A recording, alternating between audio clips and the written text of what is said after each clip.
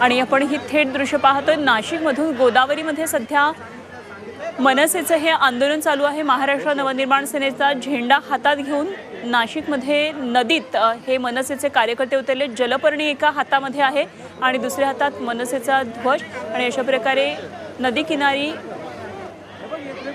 मनसेचे कार्यकर्ते घोषणाबाजी करतात। काही फलक त्यांच्या हातात आहेत आणि सागर गायकवाड आमचे प्रतिनिधी आपल्या बरोबर आहेत, त्यांच्याकडून आणखी या संदर्भातले तपशील जाणून घेऊया। सागर, मनसेचे आंदोलन सध्या गोदाघाटावर सुरू असलेलं दिसतंय, काय नेमके तपशील आहेत? काही दिवसांपासून गोदावरी नदी पात्राच्या प्रदूषणाचा प्रश्न ऐरणीवर आला आहे। मनसे अध्यक्ष राज ठाकरे यांनी नद्यांच्या प्रदूषणाबद्दल देखील राष्ट्रामध्ये वक्तव्य केलं होतं। त्यानंतर मनसे आक्रमक झालेली आहे। रामघाटावरती की पाण्यात उडी मारून मनसेने नदी प्रदूषणावरती लक्ष वेधून घेतलेलं आहे। गेल्या काही दिवसांपासून गोदावरी नदीच्या पात्रामध्ये प्रदूषण असल्याचं समोर दिसतंय। त्यात विशेष बाब म्हणजे ज्या पाणवली आहेत या वाहून घाटावरती आलेल्या आहे। याबाबत अनेक गोदाप्रेमींनी प्रश्न उपस्थित केला होता आणि आता मनसे देखील मोठ्या प्रमाणात आक्रमक झालेली आहे। गोदावरी नदी पात्रात जी प्रदूषण होत आहे, पाणवेली निघतायत, ते कुठेतरी काढावे असं मनसेचं असं म्हणणं आहे। आणि त्याचबरोबर येणाऱ्या कुंभमेळ्यामध्ये गोदावरी नदीमध्ये जे प्रदूषण होते ते सुद्धा मुक्त झालं पाहिजे अशी प्रमुख मागणी घेऊन मनसे आता रामकुंडात उडी मारून आंदोलन करतायत। दृश्यांमध्ये जर पाहिलं तर प्रशासनाविरोधात मोठमोठ्याने घोषणाबाजी देखील करताना मनसे कार्यकर्ते दिसत आहेत आणि त्यांच्या हातामध्ये पाणवेली आहेत आणि या पाणवेली ज्या सांडपाणी गोदावरी नदीच्या पात्रात सोडलं जातं आणि त्याच्यामुळेच पाणवेली निघतात आणि याच पाणवेली हातात घेऊन हे जे मनसे कार्यकर्ते आहेत ते आक्रमक झाल्याचं आपल्याला पाहायला मिळत आहेत। त्यांच्या हातात फलक देखील दिसत आहेत, नद्यांना प्रदूषणापासून वाचवावे, लगेच झोपलेल्या भारताला पुन्हा जागे करावे अशा आशयाचे फलक घेऊन हे जे आंदोलनकर्ते आहेत ते आक्रमक झालेले आहेत आणि त्यांच्या हातात पाणवेली देखील पाहायला मिळत आहेत। जोपर्यंत नदी ही पूर्णतः प्रदूषण मुक्त होत नाही तोपर्यंत अशा पद्धतीचे आंदोलन जे आहे ते आम्ही असंच करत जाऊ अशा पद्धतीच्या घोषणा देखील यावेळी मनसेच्या कार्यकर्त्यातून केल्या जात आहेत। त्यांच्या हातामध्ये मनसेचा झेंडा आहे आणि हातात पाणवेली आणि फलक अशा आशयाचे असून जोरजोरात रामकुंड परिसरामध्ये घोषणाबाजी सुरू आहे आणि या आजूबाजूचे जे कार्यकर्ते आहेत, आजूबाजूचे नागरिक आहेत हे देखील या आंदोलनामध्ये सहभागी होताना पाहायला मिळतात। खरं तर नाशिक शहरामध्ये रामकुंडावरती अनेक राज्यातून भाविक येतात, आंघोळ करतात, तिथून स्नान करून घरी पाणी घेऊन जातात। मात्र या पाण्याची परिस्थिती जर बघितली तर पाणवेली आहेत, या पाण्यातून दुर्गंधी देखील मोठ्या प्रमाणात पसरते आणि यामुळे लोकांना नदी प्रदूषणाचा हा मुद्दा आणि गोदावरी नदीच्या प्रदूषणाचा मुख्यत्वे मुद्दा मनसेनं हाती घेतलाय। मात्र प्रशासनाचं इथे कोणी आलेलं दिसत नाही। या आंदोलनाची दखल प्रशासनानं घेतली आहे की नाही? नक्कीच इथे जर बघितलं तर प्रशासनाकडून पोलीस बंदोबस्त इथे तैनात केलेला दिसतोय। मात्र या परिसरामध्ये जर बघितलं तर महानगरपालिकेचे कुठलेही अधिकारी इथे दिसत नाहीये।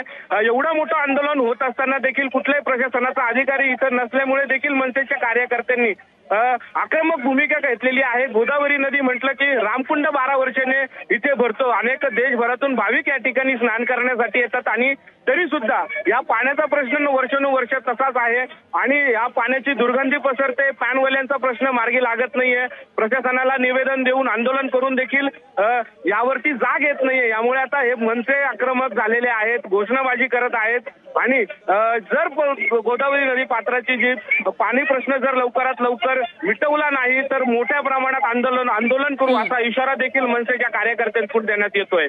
अगदी सागर, असे संपर्कात राहा आपण झी24 तासच्या प्रेक्षकांना हे आंदोलन दाखवतोय मनसेचं। पुन्हा एकदा ही बातमी सांगूया, नाशिकमध्ये अशा प्रकारे मनसेचं हे आंदोलन सुरू आहे। मनसेचे झेंडे एका हातात आणि दुसऱ्या हातात जलपर्णी आहे आणि गोदावरी नदी कशी प्रदूषित होत चाललेली आहे हे दाखवण्याचा हा प्रयत्न आहे। अर्थात गेल्या अनेक वर्षांपासून हा मुद्दा असाच प्रलंबित आहे, सातत्याने स्वच्छतेचे प्रयत्न सुरू आहेत। मात्र येणाऱ्या कुंभमेळ्याच्या पार्श्वभूमीवर मनसेने आता हा मुद्दा हातात घेतलेला आहे। मनसेचे शेकडो कार्यकर्ते गोदाकाठेवर सध्या उभे आहेत, घोषणाबाजी सुरू आहेत, हातामध्ये फलक आहेत आणि या फलकांवर संदेश आहे, लवकरात लवकर भारताला जागा करण्याची वेळ आलेली आहे, प्रदूषण नद्यांमधलं हटवा, प्रदूषण काढा अशा प्रकारची मागणी होतीये।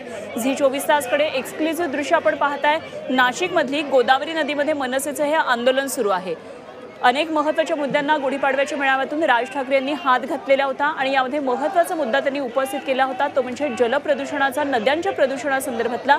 आणि मनसेच्या कार्यकर्त्यांनी या आदेशाचं पालन करत आता गोदावरी नदीमध्ये उतरून या आंदोलनाला सुरुवात केली आहे. प्रशासन आता याची कशा प्रकारे दखल घेते हे बघणं महत्त्वाचं ठरणार आहे आणि या संपूर्ण घडामोडीवर लक्ष ठेवून आमचे प्रतिनिधी सागर गायकवाड.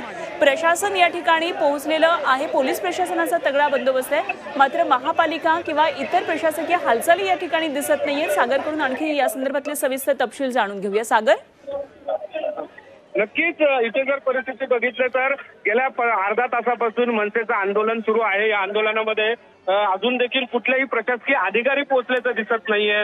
आंदोलन सुरू आहे, पोलीस प्रशासन इथे दाखल झालेलं आहे, मात्र महानगरपालिकेचे अधिकारी याकडे दुर्लक्ष करताना दिसत आहेत. यात विशेष करून मनसेचे गटनेते असतील, जिल्हा अध्यक्ष असतील, शहर अध्यक्ष असतील, या सगळ्यांनीच या गोदावरी नदी पात्रामध्ये उडी घेतलेली आहे.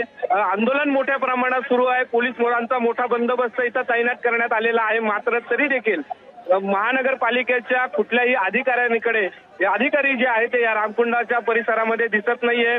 या मनसेचे आक्रमक झालेले आहे, कार्यकर्ते आक्रमक झाले, यांचा मनधरणी करण्याचं काम देखील या महानगरपालिकेच्या वतीने करण्यात येत नाहीये. यामुळे हे मनसे कार्यकर्ते आहेत, पदाधिकारी आहेत, ते पुन्हा पुन्हा आक्रमक होऊन या गोदावरी नदी पात्रामध्ये जाऊन आंदोलन करताना पाहायला मिळतात. ठीक, सागर, धन्यवाद दिलेल्या या सगळ्या सविस्तर तपशिलांसाठी. वेळोवेळी अपडेट जाणून घेत राहू. तुर्तास धन्यवाद.